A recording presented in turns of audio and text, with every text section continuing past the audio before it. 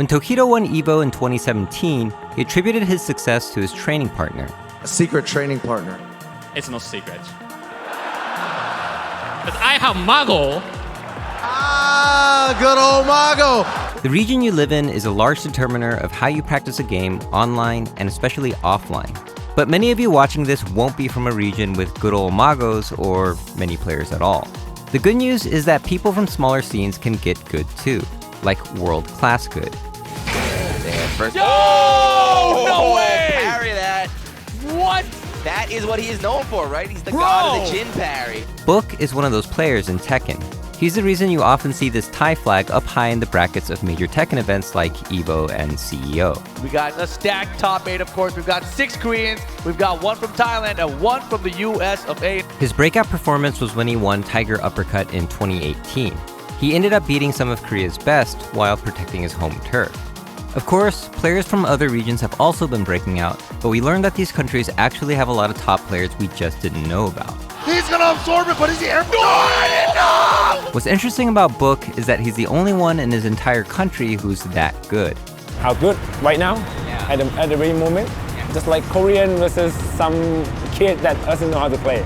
That's how big of the gap. This is Reaper Rabbit, one of Book's training partners and a fellow gym player.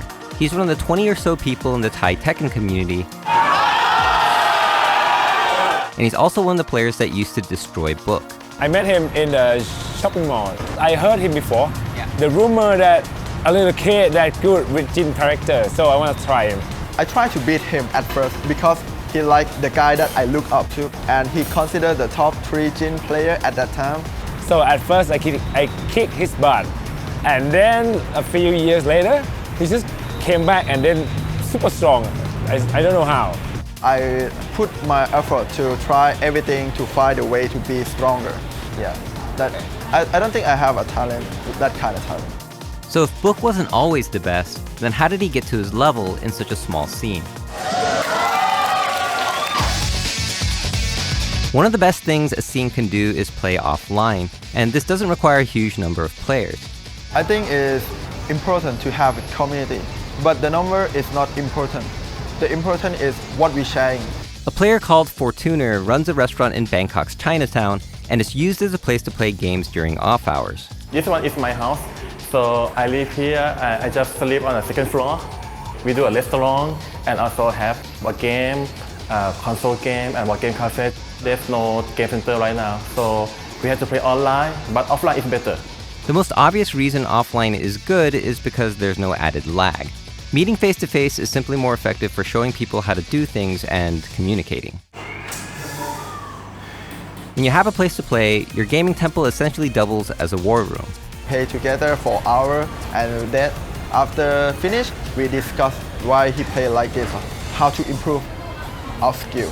A small group of strong players can come up with big strategies. While it is common to come up with theories by yourself in training mode, it takes at least one other person to test them out.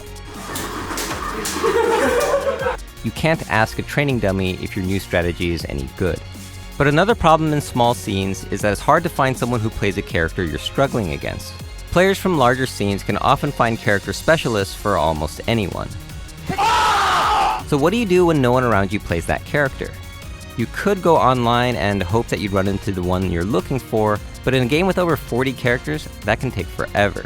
But if you can't play against them, you can always try to play as them. At that time, I don't know GIF. I think this character is like too many options, so I try to practice this character. I try to think like the player that I'm watching on YouTube, what they think, why they're using this option, why. So I will find a little bit weakness. Playing a character is a great way to find out what they're bad at. If they're not bad at anything, then maybe you found a top tier. But watching match videos doesn't just help you play the character, but also the player. Back in the day, people would kill to find VHS copies of top players, even in terrible quality, but these days you can pretty much find matches of anyone. It's no surprise that watching your opponent's previous matches before you face them has become part of the metagame. On the winner's semi, we have Arsenal versus John Bing, and then we have me versus Ulsan. But getting good also involves stuff that happens outside the game. For example, playing pro with an arcade stick means you need someone who knows how to modify and maintain them. Talon's resident stick modder is named Golf, and he's the go-to person for everything ranging from custom artwork all the way to fixing stick issues during the tournament. But how do you get all these different people to work together? This is where Amp comes in. She's been crucial in binding the community together.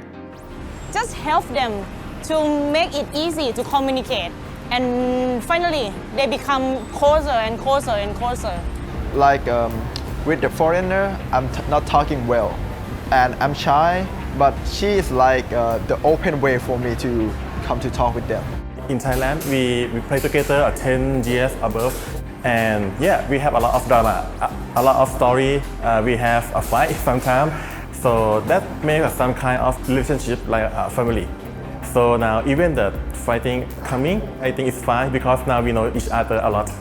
When a group creates an environment where players can improve, its best player will improve with them. And this is great for everyone.